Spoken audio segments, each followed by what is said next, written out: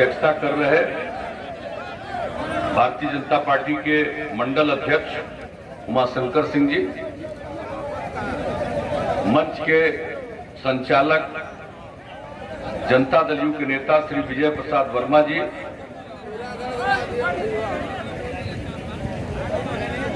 दरौंदा विधानसभा निर्वाचन क्षेत्र से राष्ट्रीय जनतांत्रिक गठबंधन एनडीए और भारतीय जनता पार्टी के सुयोग्य उम्मीदवार श्री करणजीत सिंह उर्फ व्यास सिंह जी यहाँ इस कार्यक्रम में अभी आए हुए बढ़हरिया विधानसभा क्षेत्र से एनडीए जनता दल यू के उम्मीदवार श्री श्याम बहादुर सिंह जी, इस कार्यक्रम में उपस्थित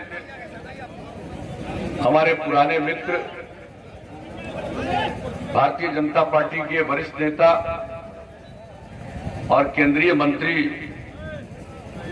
आदरणीय रविशंकर प्रसाद जी, हम लोगों के साथ यहां पर आए हुए जनता दल यूनाइटेड के राष्ट्रीय महासचिव श्री संजय झा जी, पूर्व मंत्री विक्रम कुंवर जी, भारतीय जनता पार्टी के सीवान जिला के अध्यक्ष संजय पांडे जी, भारतीय जनता पार्टी के नेतागण श्री हरेंद्र कुशवाहा जी, राजेश श्रीवास्तव जी, प्रमोद सिंह जी, विनय गिरी जी, अनिल तिवारी जी, श्री शिव कुमार राम जी, रघुनाथ राम जी, कपिलदेव सिंह जी, केदार ठाकुर जी, वशिष्ठ नारायण सिंह जी, विजय गिरी जी, तारिक दिलावर साहब, राजकुमार सिंह जी, उपेंद्र सिंह जी, धनु महतो जी, रंजीत सिंह जी, जयमंगल सिंह जी, जनता दल यू के नेतागण नितेश चंद्र तिवारी जी, चंद्रकेतु सिंह जी, बबलू चौहान जी, दिलीप राम जी, संतोष सिंह जी, कंकड़ सिंह जी, शिवनंदन सिंह जी और यहाँ उपस्थित एनडीए के हमारे सभी सम्मानित नेतागण, मेरे प्रिय साथियों, प्रिंट एवं इलेक्ट्रॉनिक मीडिया से जुड़े पत्रकार मित्रों, छायाकार बंधुओं और इस चुनावी सभा में उपस्थित बहनों एवं भाइयों, मैं सबसे पहले इस चुनावी सभा में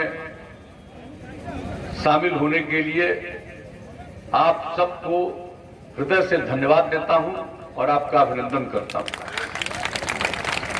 जो जरूरी काम की बातें हैं उन सब बातों की चर्चा हमारे साथियों ने कर दी। मैं तो सिर्फ आपके बीच यही कहने आया हूं कि जब से आप लोगों ने हम लोगों को काम करने का मौका दिया है, हम लोगों ने बिहार से जंगल राज को मुक्त किया, कानून का राज कायम किया, विकास के रास्ते पर ले चले, समाज को आगे बढ़ाने के लिए हम लोगों ने राज्य को आगे बढ़ाने के लिए हर इलाके के विकास के लिए काम किया और समाज के हर तबके के कल्याण के लिए, उनके उत्थान के लिए हम लोगों ने काम किया।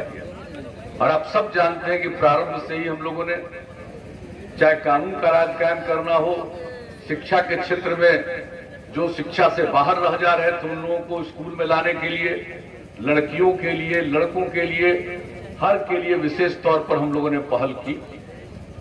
और उसके चलते जान लीजिए जो स्थिति आई है, अब कितने लोग पढ़ रहे हैं। पहले लड़कियां बहुत कम पढ़ पाती थी।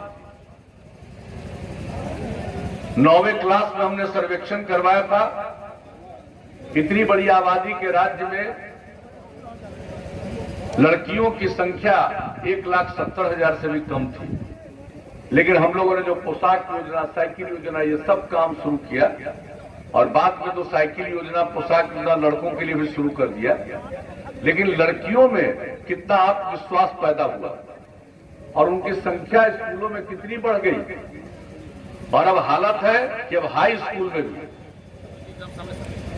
माध्यमिक विद्यालय में अब लड़के और लड़कियों की संख्या लगभग बराबर हो गई।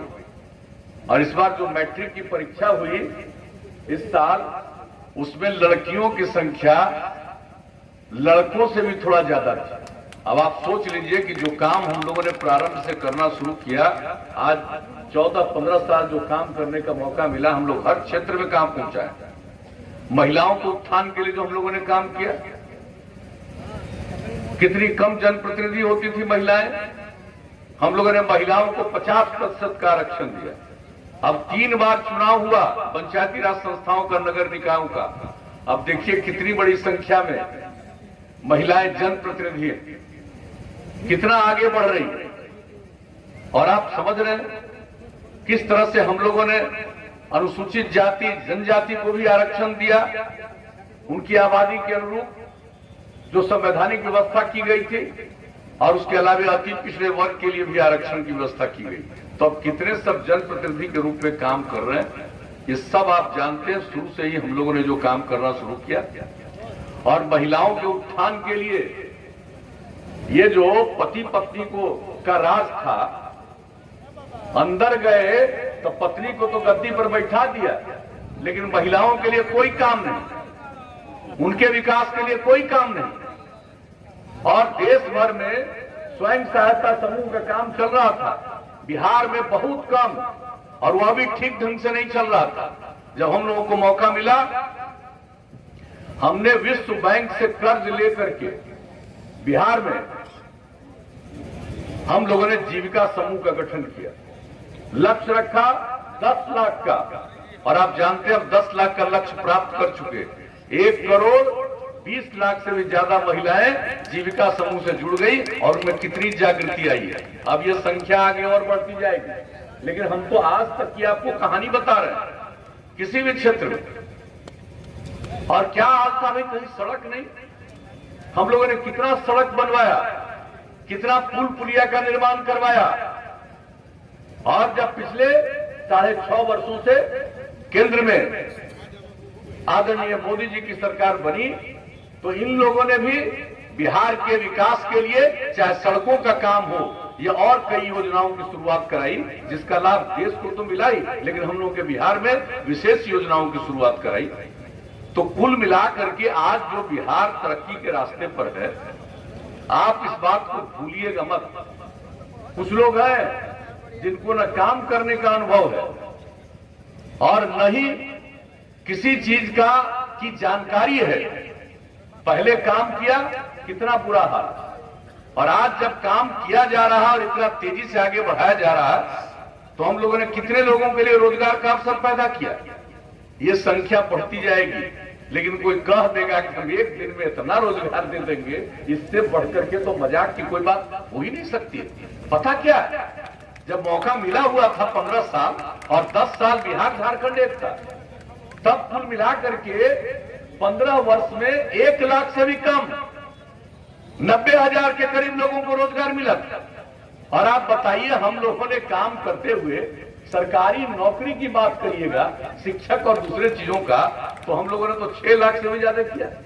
इसके अलावा अनेक चीजों में लोग काम किए। ये जो गरीब गुरबा तबके के लोग स्कूल नहीं जा पाते थे, हम लोगों ने कौन कौन काम नहीं शुरू किया। आप सबको मालूम है, टोला सेवक, तालमी मरकज स्वयं सेवक, विकास मित्र, इन सब लोगों के सहारे समाज के जो कमजोर तबके के लोग हैं उनको स्कूल में पहुंचाना और सरकार की योजनाओं के प्रति उनको जागृत करना और वहां तक पहुंचाना, ये सब हम लोग काम करते रहे। तो हम लोगों को तो आगे मौका दीजिएगा तो और काम करेंगे। खाली हम एक बात आपको बता देते हैं, ये अपराध का जो आंकड़ा था पहले, आप सबको मालूम है, शाम के बाद नहीं निकलते थे, सब लोगों ने चर्चा की। सिवान का क्या हाल था किसको मालूम नहीं, कौन सी स्थिति में था। लेकिन इन सब चीजों के बारे में आप देख लीजिए कहां तक आगे आप बढ़े। और अपराध का जहां तक मामला, कितना अपहरण होता था, किस तरह से कितने व्यवसायियों को भागना पड़ा, कितने डॉक्टर को भागना पड़ा, क्या स्थिति थी। और अब जान लीजिए सब स्थिति पर नियंत्रण किया गया। और अब अगर आप देखिएगा तो राष्ट्रीय अपराध अभिलेख ब्यूरो हर बार केंद्र सरकार के द्वारा प्रकाशित होता है। हर राज्य के अपराध के आंकड़े प्रकाशित किए जाते हैं। जो सबसे हाल का आंकड़ा प्रकाशित हुआ है 2018 का, बिहार की इतनी आबादी, इतना बड़ा राज्य, अब अपराध के मामले में बिहार का नंबर हो गया 23वां। इतना ज्यादा नियंत्रित किया गया, ये तो कोई दावा नहीं कर सकता है भाई कि हर आदमी ठीक हो जाएगा।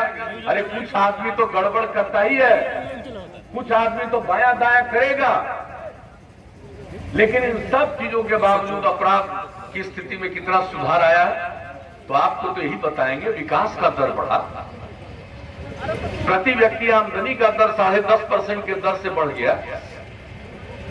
पूरे बिहार की आमदनी जो बढ़ी 12.8% प्रति वर्ष के दर से। तो हम लोगों को जब मौका मिला तो हम लोगों ने आपकी सेवा की, और कुछ लोगों को सेवा वगैरह से कोई मतलब नहीं। ये बाबू मुधार हो गई मेरा कोई मत जा, भले काल काम हो जाए ना हो, भले मेरा खाइए जाए ना खाइए, चिवड़े मीठा खाकर सुत रह जाए, लेकिन बाजार में मत जा, सब्जी ना ये बड़ा।